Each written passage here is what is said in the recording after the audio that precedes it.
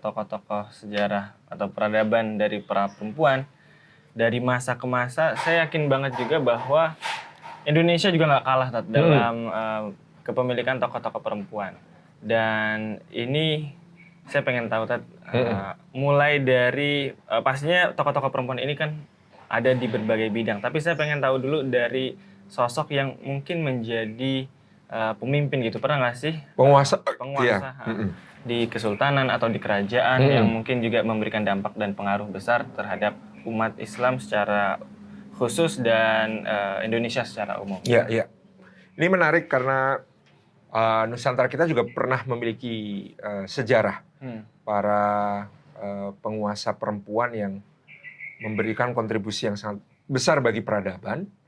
Dan salah satu yang memiliki tradisi penguasa perempuan yang kuat itu adalah Aceh. Oh, justru Aceh. Di Aceh, ya. Dan itu bahkan dimulai sejak Kesultanan Samudra Pasai. Ada misalnya Malikah Nahrasyah dari Kesultanan Samudra Pasai itu sangat terkenal pada masanya bagaimana beliau melakukan banyak proses pencerdasan pada masyarakat dengan membangun madrasah-madrasah yang hanya bukan untuk laki-laki saja tetapi juga untuk perempuan.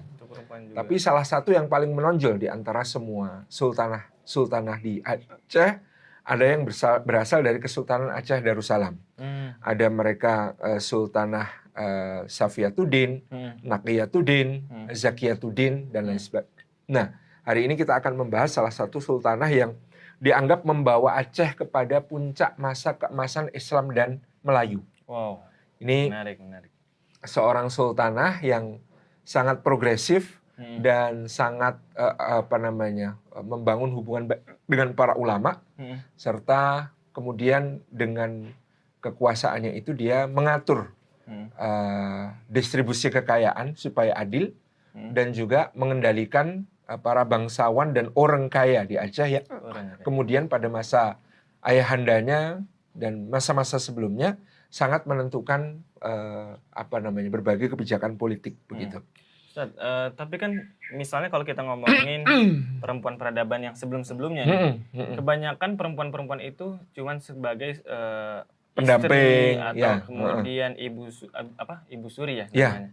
Atau ya gitu-gitu, bukan yang menjabat betul-betul menjabat sebagai sultan. Nah, ini dalam kasus Safiyatuddin Tajul Alam Johan Berdaulat, ya Sultanah Aceh yang berkuasa sejak tahun 1141 sampai tahun 1675 ini ada sejarah yang menjadi latar belakangnya. Kita tahu dalam sisi politik dan militer Aceh mencapai puncak kejayaan pada masa Sultan Iskandar Muda, mahkota alamnya.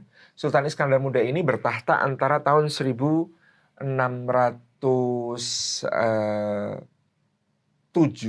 sampai 1636 atau 37. Beliau ini seorang sultan yang kemudian begitu dimuliakan dan dipuja oleh rakyat Aceh dengan politik ekspansinya luar biasa sehingga Aceh waktu itu meluaskan wilayah kekuasaannya sampai ke berbagai wilayah hingga ke Sumatera Barat, Sumatera Utara, bahkan ke pengaliran Sungai Kampar di Riau. Kemudian dari situ kemudian bergerak ke Semenanjung Malaka, menguasai wilayah Pahang, ya, Johor, kemudian Kedah dan lain sebagainya. Dan salah satu yang paling dikenang dari Iskandar Muda adalah keberaniannya untuk melakukan gempuran-gempuran kepada kekuatan Portugis yang bercokol di Malaka pada saat itu. Jadi perang antara Aceh dan Portugis ini berlangsung selama berpuluh-puluh tahun dan dengan ada Aceh ini menjadikan Portugis di Malaka ini semakin lemah dan akhirnya di tahun 1641 bahkan Portugis tidak bisa bertahan di Malaka meskipun qadarullah bukan kaum muslimin yang berhasil kemudian mengambil alih Malaka pada saat itu, tetapi justru diambil alih oleh VOC Belanda. Nah, yang menarik dari Sultan Iskandar Muda, ini beliau tidak memiliki pewaris laki. Karena satu, beliau punya putra mahkota, seorang pangeran. Pangeran ini dalam sejarah Aceh disebut Pangeran Murah Pupok. Nah, Pangeran Merah Pupok ini qadarullah pada saat itu setelah dia menikah malah diketahui telah melakukan perzinaan. Maka Sultan meminta pengadilan syariah menjatuhkan hukuman rajam untuk putranya ini. Iya. Nah, memang ini yang menarik nanti juga menjadi salah satu alasan kenapa bisa bertahta di Aceh. Karena Sultan Aceh itu tidak absolut kekuasaannya. Dibagi-bagi ke dalam berbagai bidang. Beliau memegang yang namanya kanun. Jadi undang-undang kerajaan itu dipegang Sultan. Tapi adat Bak Putra Merahum. Adat itu ada di tangan putra mahkota. Kemudian ada Putra Pang. Itu juga memegang berbagai kekuasaan terkait hukum adat. Kemudian ada hukum Bak Syiah Kuala. Hukum syariat itu di tangan mufti. Hukum-hukum terkait agama, syariat, itu ulama yang pegang. Ya. Kemudian ada Resam Bak Laksamana. Semua keputusan tentang jihad di lapangan itu menjadi kekuasaan Panglima atau Laksamana. Jadi belum lagi nanti Aceh dibagi dalam Lesago atau 3 wilayah kekuasaan yang kemudian dibagi-bagi di antara para bangsawan dan orang kaya di Aceh. Jadi ada Panglima Sagi, gitu ya, ada Ule Balang dan lain sebagainya. Nah, pada saat itu Sultan mendapatkan keberatan dari para bangsawan dan para keluarga dekat, gitu ya. Kenapa ini putra mahkota satu-satunya dihukum? Sayang sekali karena nanti Sultan tidak punya penerus. Ada seorang anak laki-laki yang seharusnya akan melanjutkan kepemimpinan, tapi malah dihukum mati. Sultan ini mengucapkan satu kalimat yang sampai sekarang terkenal. Di dalam tradisi Aceh disebut hadih maja. Hadih maja itu maknanya ucapan bijak yang berdasarkan syariat hukum.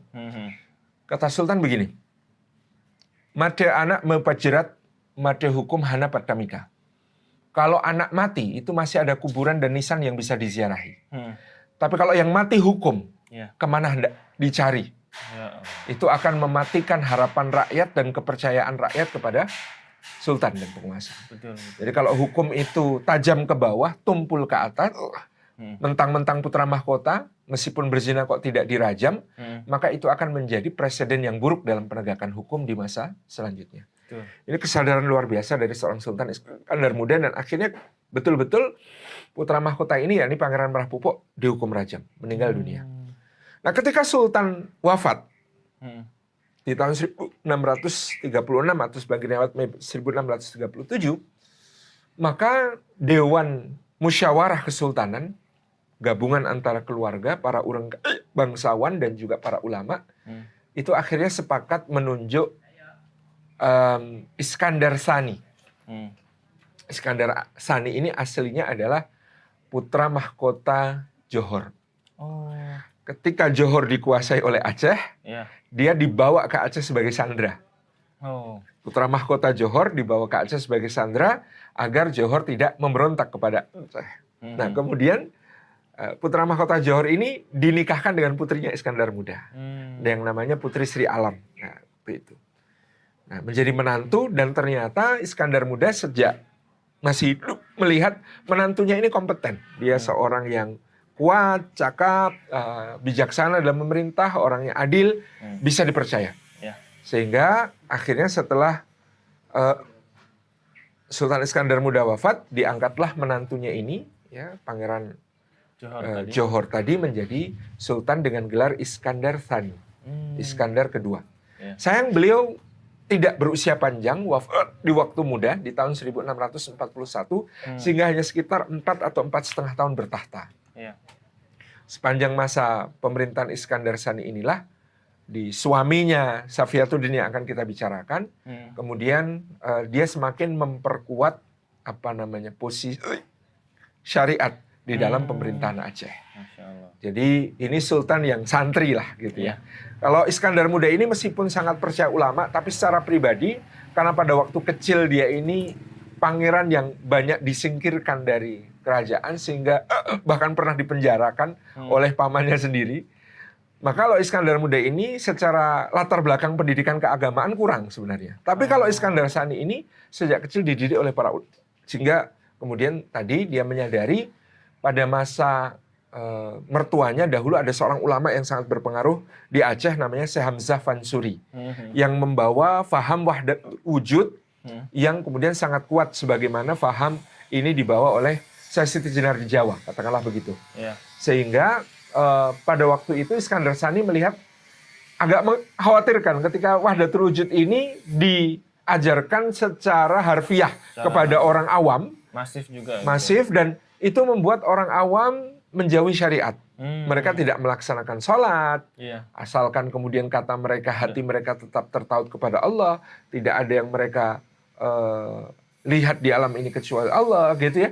Pokoknya ini menjadi kekhawatiran tersendiri dari Iskandar Sani bahwa ini akan menjadi hal yang memundurkan ya syiar Islam di Aceh. Maka beliau mendatangkan, ada yang mengatakan mengundang, ada yang mengatakan ulama ini datang kemudian diberi tempat terhormat. Seorang ulama besar namanya Syekh Nuruddin Ar-Raniri dari Ranir.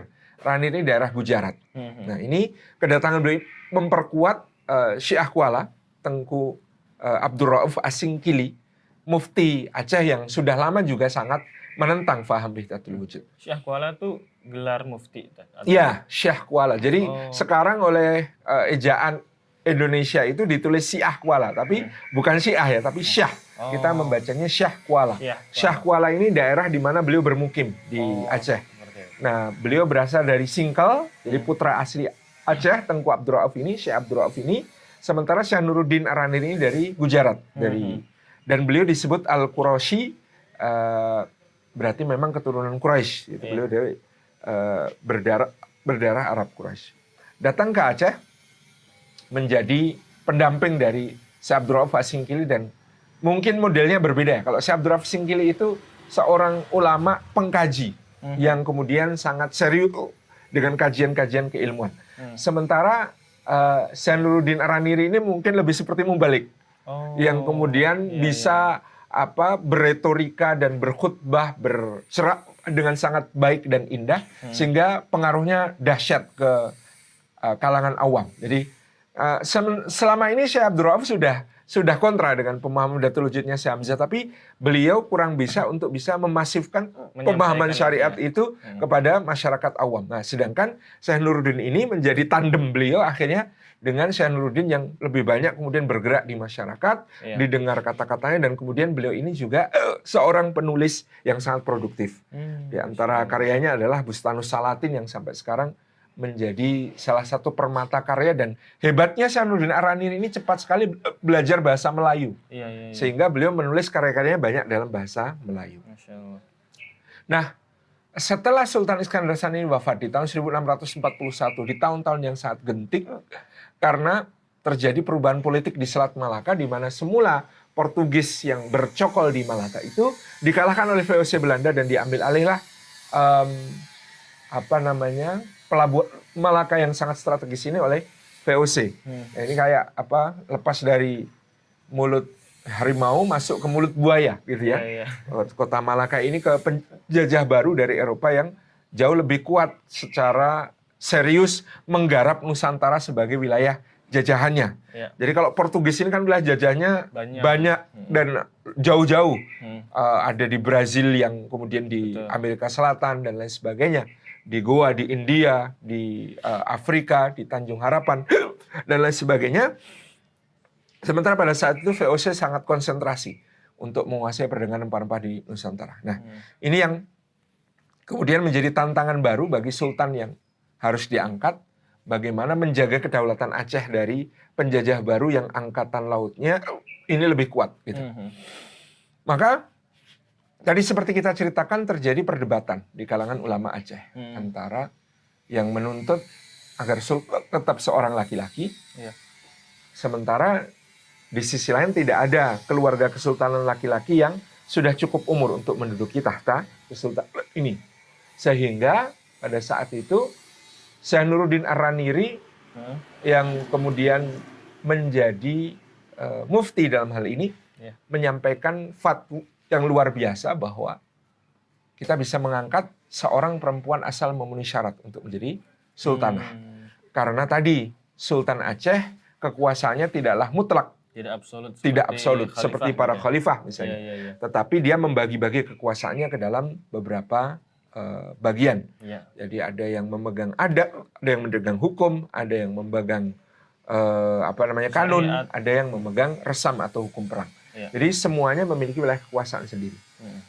Maka dengan demikian sultanah tidak ada masalah karena dia tidak memegang kekuasaan secara absolut. Dia tetap akan berkonsultasi dengan para ulama, berkonsultasi dengan laksamana, berkonsultasi dengan pemegang hukum adat dan lain sebagainya di dalam menjalankan kekuasaannya.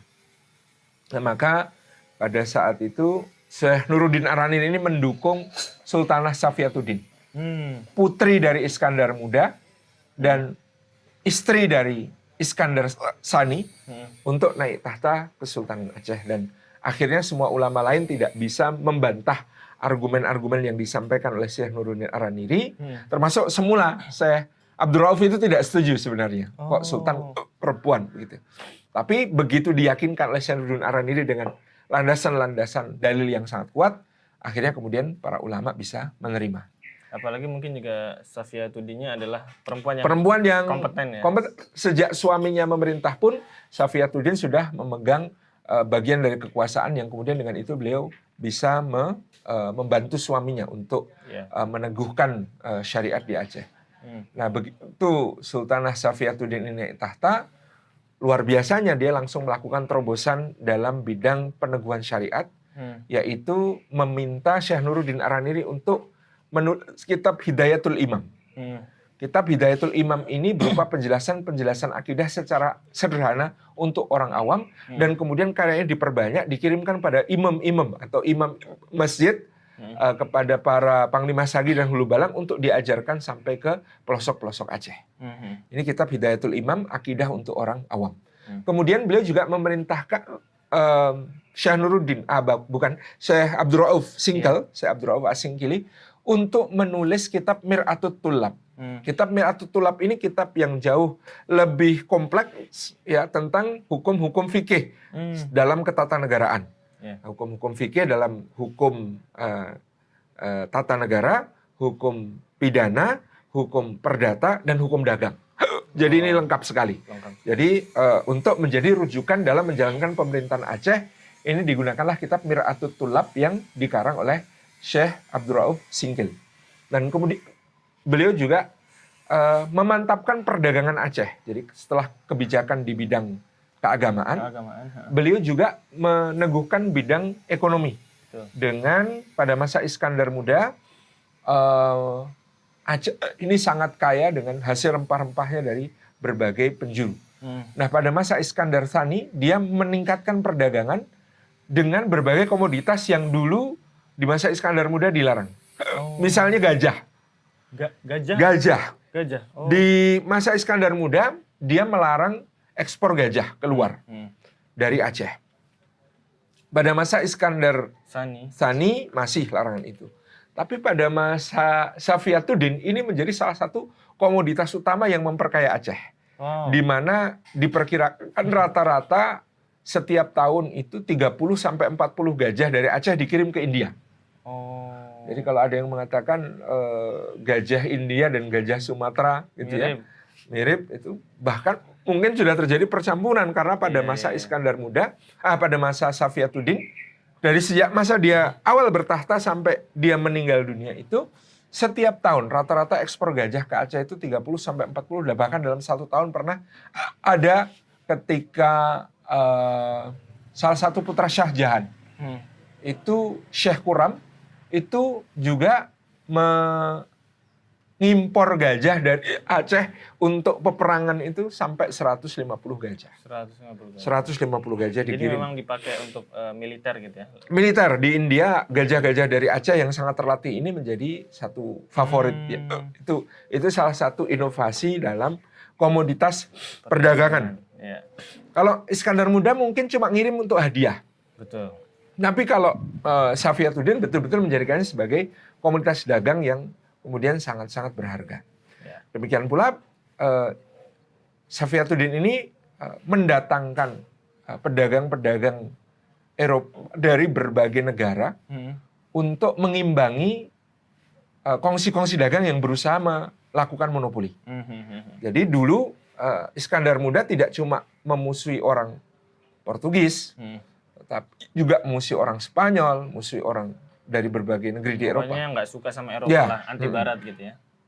Tapi Safiyatuddin mengembangkan kebijakan supaya VOC tidak bisa memaksakan monopoli ke Aceh, maka dia justru memberi tempat loji perdagangan untuk orang Inggris, untuk orang Prancis, gitu ya, untuk orang Spanyol, untuk orang Portugis, gitu ya, untuk berbagai negara. Lebih-lebih kemudian yang dia perluas para pedagang dari Kesultanan Mughal di India dan para pedagang dari Jazirah Arab itu mendapatkan berbagai hak istimewa untuk mengimbangi pedagang-pedagang Barat yang juga semakin banyak. Biar ada persaingan harga yang dan bukan sehat, tengkulak gitu ya.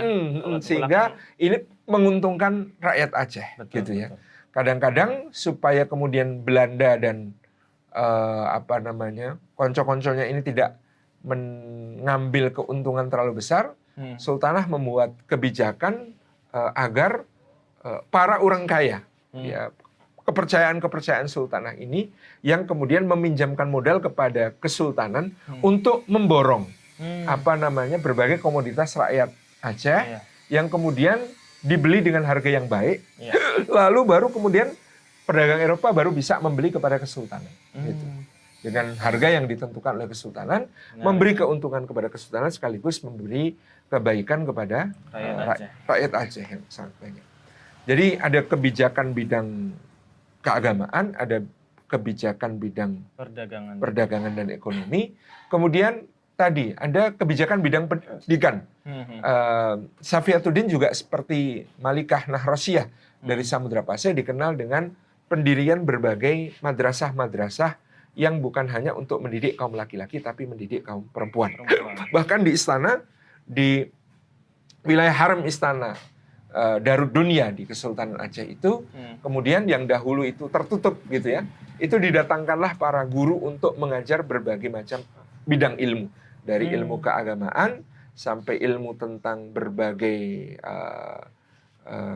pengetahuan umum dan tata negara bahkan, sehingga di situ menjadi lazim perempuan ini mendapatkan pendidikan yang tinggi, sehingga pasca Safiyatuddin Tajul Alam ini akan ada beberapa sultanah-sultanah yang menggantikan beliau. Seperti yang kita sering sebut Nakiyatuddin, Zakiyatuddin. Ini dididik di dalam istana dan mereka adalah wanita-wanita yang sangat cerdas dan kompeten untuk menjadi sultanah-sultanah berikutnya berkat inovasi Safiyatuddin dalam pendidikan para perempuan.